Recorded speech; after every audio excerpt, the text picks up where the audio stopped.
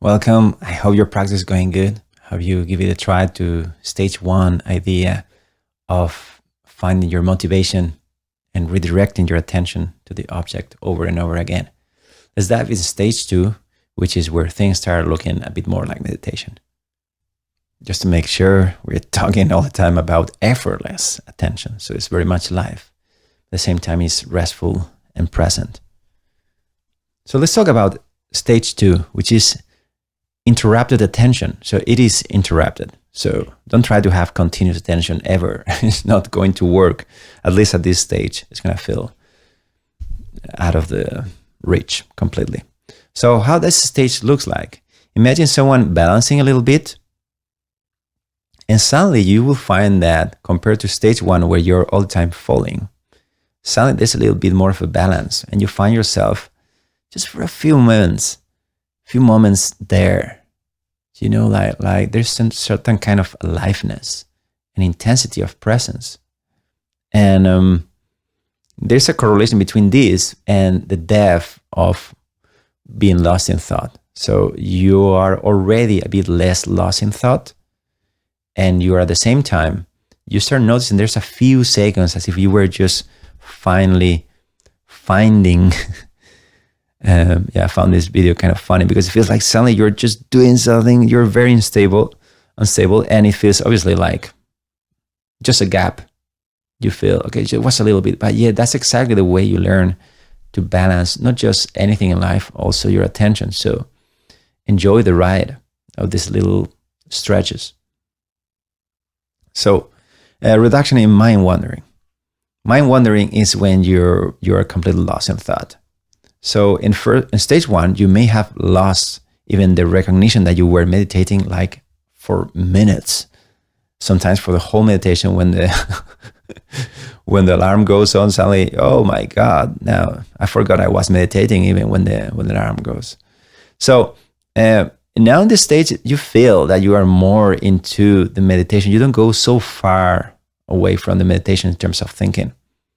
So of course, you still get lost in thought with mind wandering, but you notice there is a sense of, now have you feeling that sometimes you stay there for a few seconds, maybe just 10, 20 seconds, and then you maybe depart into daydreaming for a few minutes. It's okay, but you notice there's a certain kind of sense of consistency in your presence.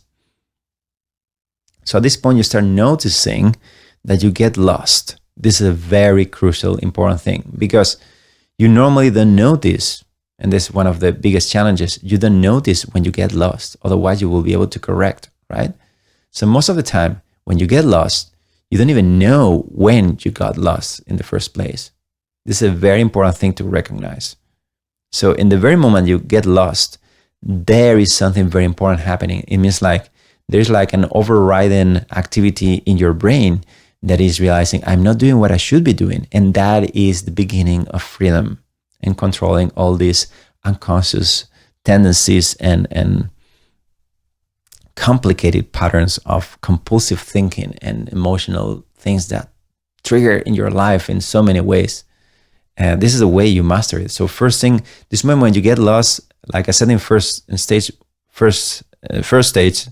when you had to go back over and over and make that a positive thing. Well, in this case, is also related to being lost in thought. And when you're lost in thought, the fact that you don't push away and you don't feel bad about being lost in thought for a few minutes and having completely forgot the object, don't do that. And that's one of the characteristics of this stage. You just don't feel like, oh no, I should have been meditating, and you don't push hard. There's something that says like, oh, I did it again, but in a way that is compassive with yourself. So there's a different kind of energy in the way you go out of these little dreams and go back to the life. So your mind is still unstable. It's just a bit less chaotic, like it was kind of a good day. This is something I think, to me, and this is just a personal correlation, I think this is what most people think, what a kind of a good day it is. You have a few brief moments through your day where you enjoy your meal, when you enjoy walking. This is what it kind of looks, this kind of level of enjoyment, which calling it stage two, hopefully you imagine how much power there is in there for you to experience your life in a completely different way. So your mind is still chaotic. And gross distractions.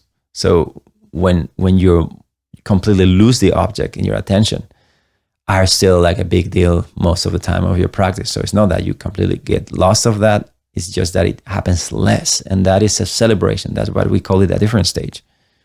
And you start noticing that actually there are certain things that pull you off. Like even some meditators, before sitting to meditate, what they would do, they would just notice, okay, my mind is going to pull me out thinking about this situation I have with this person, or going to start thinking about work or something like that. So you start making a guess. So you start having a different level of self-awareness. And that's a crucial benefit, not only benefit, but it's a crucial skill to develop. You will see more of this later. If you're serious about truly understanding meditation, not just the surface level mindfulness hype, but the deep, time-tested methods of the sages, I have a free course with real practical guidance waiting for you. And if you struggle to stay consistent with your meditation practice, join our free community for accountability, live online meditation sessions, and discussion circles that will keep you supported every step of the way. You'll find the link to join in the description or the comments below, so you will never have to do this alone. See you there.